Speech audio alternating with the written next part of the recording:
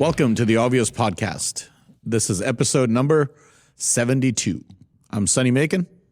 And I'm Peter Dyga, President and CEO at ABC, Florida East Coast Chapter. You are listening to the Obvious Podcast or watching it, where all opinions expressed are our own unless we say otherwise. Love the show? Subscribe on any major podcast platform or watch us in action on YouTube. Follow the Obvious Podcast on Instagram, X, and Truth Social, and now on TikTok. All the links you need are in the show notes. Reach out to us anytime at theobvious@abceastflorida.com.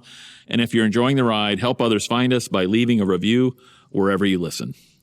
Happy Friday, Sonny. Happy Friday. Man, this year has been off. I can't believe it's already January, whatever the date is today. Like it's right. We're through. Yeah. It is January 16th. It's insane how fast time is. Halfway through the first month already. Yeah. I always say that every January. Yeah. Right? It's like, because, at the beginning of the year, you're looking at it, I think, more in piecemeal, month by month. And you're like, we're halfway through 1 month already? Right. I mean. Well, there's that weird week between Christmas and New Year's where you don't know what day it is or. Right. What's going on, and then all of a sudden you're back in the office, and then boom, it's like the 16th of January. Several of us at the ABC Florida East Coast staff, chapter staff, kicked off the new year right away with we did going out to a conference, right? Yes, as you know, Peter, because of you, there's a long history of leadership development, employee development that we support. Just so much of this sort of learning that our staff gets to do. And part of that is participating in this really interesting conference, or not conference, it's really a school certification program called the Institute of Organizational Management, IOM. And it is put on by the U.S. Chamber of Commerce. Mm-hmm.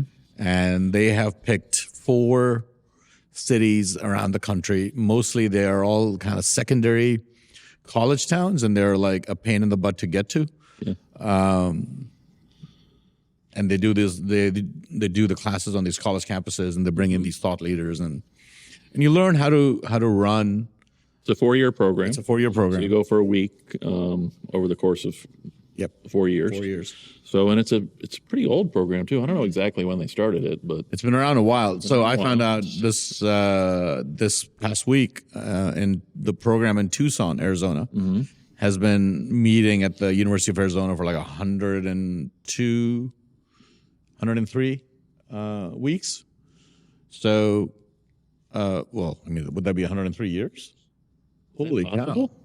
Wow, that's amazing. That is amazing. Yeah.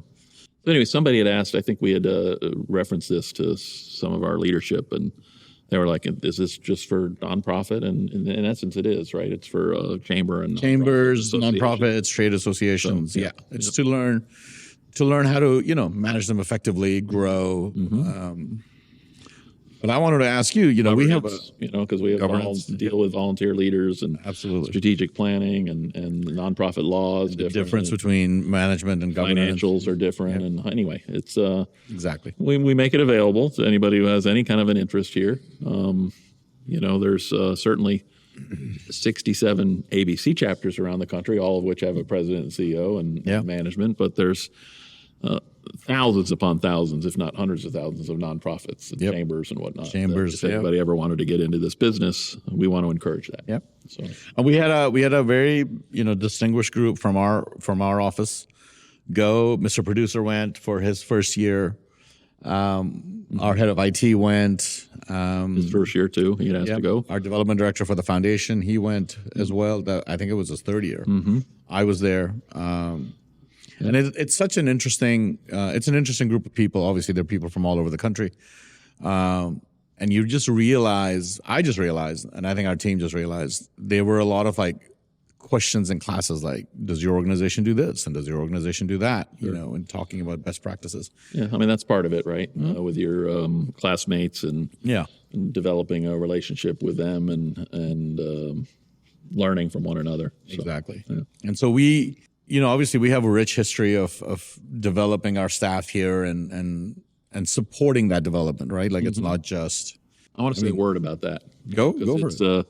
One of the things we do, it's on that list that you'll go through one of those 4 years, I'm guessing, where they'll talk about the best practices.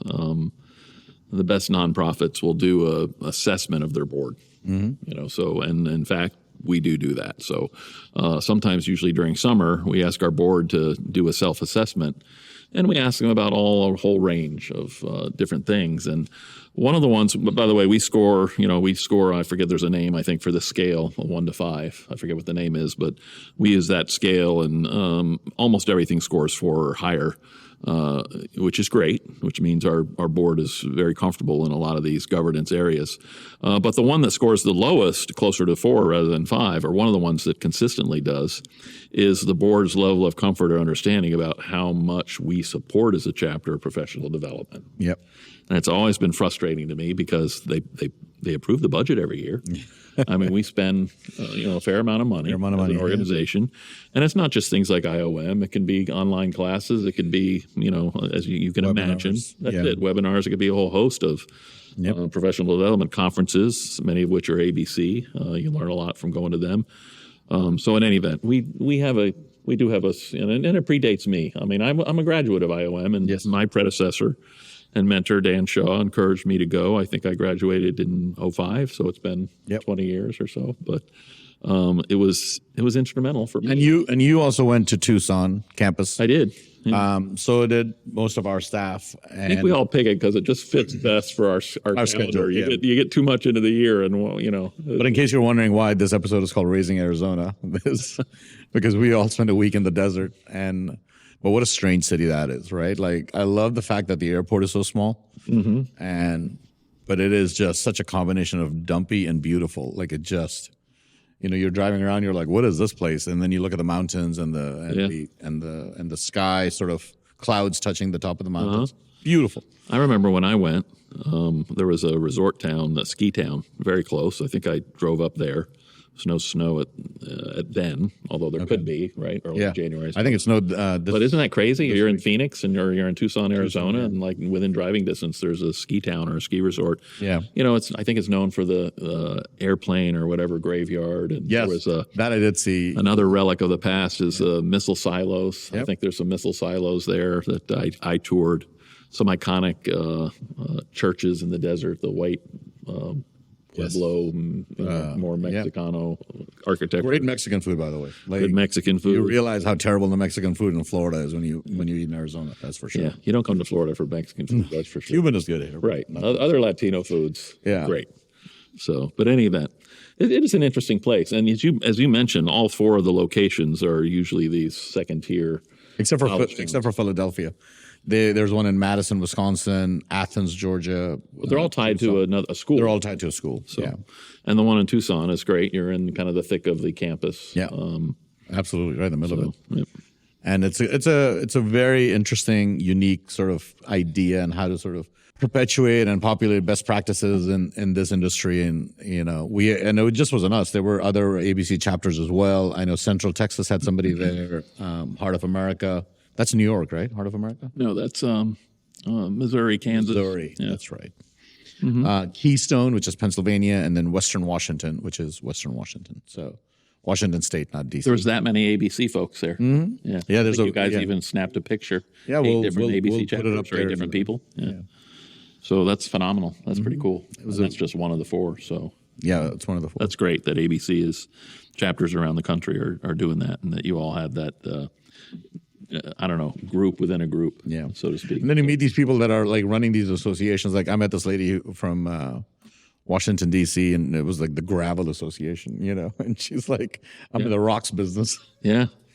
There literally is an association for everything. Yeah, for everything. There was one for chain drugstores. Was one I was sitting next to like 2 of their people, Gravel, and packaged goods, consumer packaged goods. Unreal, right? But the challenges are very similar. Are very similar. Yeah. Absolutely. So tell us a little more about you were in your second year, about at least the first 2 years of the curriculum, what you noticed from year 1 to 2, and what you noticed about your fellow students. So I was flabbergasted the first time I went, and then this year as well. I was very surprised by how small most of these chambers are. You know, like there's a class on a certain topic, and there's all of these things that are kind of discussed, and the person next to me will say, well, I can't do all of that. It's just me and one part-time person. Right. I don't have time for this. You know, that was a very common refrain you heard. Sure. In terms of how to grow. And, you know, there were some large organizations there too, but by far, I think we were certainly one of the largest in terms of the number of employees and the size of our P&L and all of that. I know one of our instructors uses our strategic plan to talk about. You guys came back and told me about that experience, which is pretty cool. Yeah. Some of our leadership and members may be interested to know that because of my experience there, I got to develop a relationship with some of the faculty, and some of them over the years have led our strategic planning. Right. You know? So I think that's where he got it. You know, they were at our strategic planning, and it's quite a compliment, I think, that.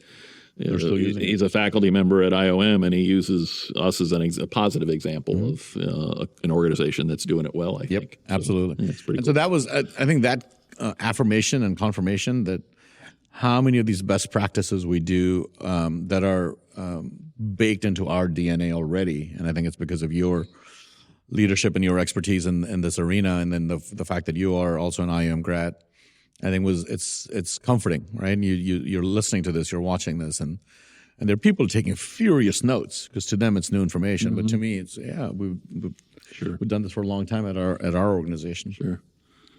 In many ways, we're maybe giving as much as we're getting. Yeah, which is nice. And that somebody looked at me and said, you know, your organization, you should be mentoring the smaller organizations here. And I was like, yeah, I'm happy to, you know, help. And not because, you know, we're some rocket scientists, but we've kind of implemented a lot of these best practices and seen the benefits of it. So really enjoyed that. But the one thing that really struck out at me, because I always kind of like to come away with these things and be like, okay, what did I learn? You know, what's going to be sort of transformative in all of this? There was a class on government affairs that I took. It was taught by a gentleman. He was one of those guys, you know, the kind of guys who wears like a bow tie, like a snazzy dresser guy. And he was the bow tie guy. Okay. He was the member of a city council somewhere. Okay. One of those Midwestern states that you always confuse, like Ohio, or Michigan, or one of those states. I can't really remember now which state he was in.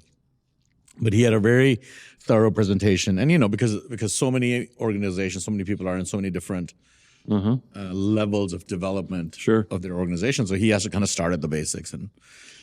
And one of his very first slides was, you know, why government affairs? And he had this data point from research done by McKinsey, which is a large consulting organization. When you came back and told me the story, I really love this because, I mean, literally, I think over my 26 years, this is an ongoing conversation about what's the primary reason most people join an association. And the common answer, and I think, you know, probably for the most part correct, which is networking. You know, people want to join to develop their network and do more business. But this particular experience in class drove home this point about government affairs, which again is sometimes poo-pooed. Obviously, we don't feel that way. We have a significant commitment to it as an association and as a chapter. But anyway, sorry. But I think for our members, right? Like, and this is, and I'm going to read to you exactly what he had on his slide. Slide was called "Importance of Government Affairs." I took a picture of it, and usually I'm never taking pictures of these things. Can be very valuable for an organization's mission. And this is a McKinsey study. Business value related to government. 30% of earnings for all businesses. Over 50% of earnings for banking and financial sector. I mean, that you and I think had a conversation when you came back that I wouldn't be surprised if it's that high or higher for construction. For construction, because we're heavily regulated industry. But at a minimum, 30. At a minimum, and probably something north of that. But what was the point of that? The 30%. That it's impacted. That's the impact on your earnings. 30% on their earnings. So, but basically, it's showing for a trade association or an association why you invest in government affairs because it's impacting 30% plus of our members of your members' earnings. So, which is they're not going to know that exactly, right? I mean, they're per se, unless they're paying attention to what McKinsey's putting out. Right. I thought that was a very interesting because it's a huge what's the word I'm looking for? It's a huge element of what we do at ABC, right? Like we have value for sure. our value proposition. I think I can announce we have just hired an assistant government affairs director. I'll wait to announce his name later, but we're about to go. Tallahassee is about to come up. Our LegCon, we did an episode on that, talking about why that was important. We invest a lot of money and a lot of resources and a lot of manpower and a lot of time in government affairs, and we do it because it's important. Those that don't know, I mean, not only is it for a number of years, our leadership has budgeted, we've recommended, and they've approved a budget for anywhere from 1.5 to 2 full-time people at the chapter, which again generally is referred to as government affairs person. So somebody who does government affairs work is somebody who maybe works for a single employer like us and their interests. Yeah. But on top of that, we also budget and invest in a number of outside contract lobbyists. Yeah. So that's somebody who's outside your firm that you go out and you pay them, they have multiple clients, so you're one of many, but you pay them and then generally they kind of specialize in certain fields. So, we have one that we've had for a number of years at the state level that has helped us on education issues. A number of years back, we hired one at the federal level as well. Yep. Different areas where we needed help, we needed work, and they've been very instrumental. And again, I was so proud. We had the first committee meeting of the new year at the ABC was our government affairs committee, and it was spectacularly attended. And we had all of our government affairs and lobbying personnel give updates, and it just really drove home and showed the level of commitment of this chapter to government affairs, and to impacting both at the federal, state, and local level. Yeah, good, solid governance or. But there's a direct correlation between everything we invest and the impact and the benefit our members get. Absolutely, there's a clear linear relationship. What was the reaction in the class? Were people surprised? Yeah, I think people were surprised. Probably coming more from it's all about business development and networking, and so. Right. So there's a lot. That's the preconceived notion, right? This is members join so that they can expand their network and do business with one another. Yeah. Which obviously is important. It's a critical piece, and it is probably what drives most people, right? Yeah. We talk a lot around here. Any government affairs person we've ever hired, I think I've had that conversation. We've had that conversation of a big part of your job. It's not just the government affairs work, but it's I call it the internal grassroots, because generally members, there might be a few, but generally members don't come with sign me up for the government affairs. Exactly. Exactly. They come to learn and appreciate, I think, a little bit more the impact that government at all levels is having on them, and then we develop them to someone who wants to get engaged and involved and help us, if you will, develop that agenda. So you just mentioned our government affairs legislative committee meeting. As you remember, there were some new faces there that hadn't been there before, and it was interesting to me that the new faces were essentially told by other members who've been involved in government affairs, hey, this is super important. This is super cool. You'll have a good time. Go join this committee, right? So the word of mouth of people who've actually experienced the impact of a robust government affairs department, of a robust impact of that, are now telling their people in their organizations, the younger people, to come and get involved. And I think you can't think of a better testimony than that. Agreed. Right? That's awesome. So asking them to come and get involved because they realize how important this is. So it also, interestingly, I think, has come in many ways to be known as a great leadership development or place to be recognized and seen and show. So, and anyway, I don't know just how that happened, but it has, I think. I think it has, because we do a phenomenal job in terms of investing in it, bringing on the right people. We have a great team at state, between Carol and Gray Robinson. We have tremendous influence in Tallahassee. We obviously have great influence now. So now a good time maybe for one last pitch. Come out next week. We'll still try to accommodate you. Yes. We're going to be in Tallahassee. Come out and meet part of this government affairs and lobbying team. And as we like meet to say, new guy. Yeah, meet the new guy. And so we like to say, become a lobbyist for a day. The things that the state does or laws at the state level impact you significantly to the point of the McKinsey study and the class that you were in out at IOM. It butters your bread, as TC would say. That's great. Yeah. So what else from IOM? What was your, I think most of the other employees that came back were really enthused, looking forward to it. Mr. Producer was very happy. He was learning a lot. I think at meal times he was sharing a lot of stuff with me. And Great. Our director of IT was very, very impressed. But he had the same takeaway as me, that it felt comforting to know just that so many of what they're teaching us we already do, and it's part of our DNA and part of our sort of institutional history here. So anyway, thanks to our board. Yeah, for approving that budget every year and having a high level of commitment. Next time we do that board assessment, hopefully if you've listened to this, we hope all of our board members you have a better understanding of our level of commitment to, and that's just one small conference. I mean, we do so much. And you remember that meme that made the round a few years ago? They were like, what if I invest in my employee and he leaves? Yeah. Right. And then the response What's worse? We say that a lot. What's worse than what if you don't invest? We get that a lot. Like the Institute gets that a lot. Because we do charge a contractor fee for our apprentices, and it's not required in Florida statute, and a lot of our competitors don't. And sometimes some of the pushback you get from employers, specialty and trade contractors, is, what if I invest all this money and my employee leaves? And what if you don't? Is, right. What's worse than that? It's like not investing and they stay. Yep. And so, I love the fact that our organizational DNA. We've hit on workforce development and government affairs and professional development. This has been a great episode. So anyway, welcome back from IOM. Thank you. To you and the other 3 staff members that went and got a lot out of it. And it's great having people with this